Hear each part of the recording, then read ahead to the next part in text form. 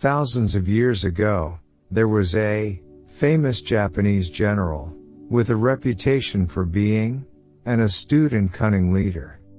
One day, at the end of a long campaign, this general decided to stop in a stronghold with a small battalion of soldiers, sending his main fighting force ahead to rest elsewhere. Meanwhile, one of his enemies catches wind of this and decides to march his army of hundreds of thousands of soldiers on the general's all but defenseless position. In the middle of the night, the general's awoken by one of his men, who breaks the news. The enemy's close. They'll be there before daybreak, and the tiny band of soldiers in the stronghold will be no match for their numbers. Hearing this, the general stops and pauses. Understanding his predicament, he instructs his men to stand down, open the gates, take down the banners from the walls, and hide.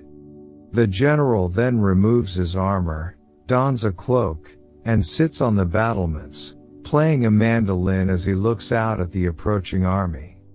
The enemy leader soon arrives. He recognizes the general immediately and orders his forces to halt. Stops to think. He knows this general better than anyone, including his reputation for wily deeds and setting deadly traps. He waits some more. The presence of this infamous general, sitting there with such nonchalance, makes him question himself. Was the information he received false? Is the general luring him into a trap? Or is it a double bluff? Is this a ploy to make him question himself and the general is, in fact, as defenseless as he seems?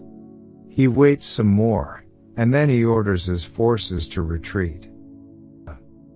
First, your reputation is crucial and can deliver all sorts of positive outcomes. Second, there's often a cleverer, more strategic way to achieve your goals. Never assume it takes sweat, blood and tears. Look for a method of attaining the same results with less effort. Story.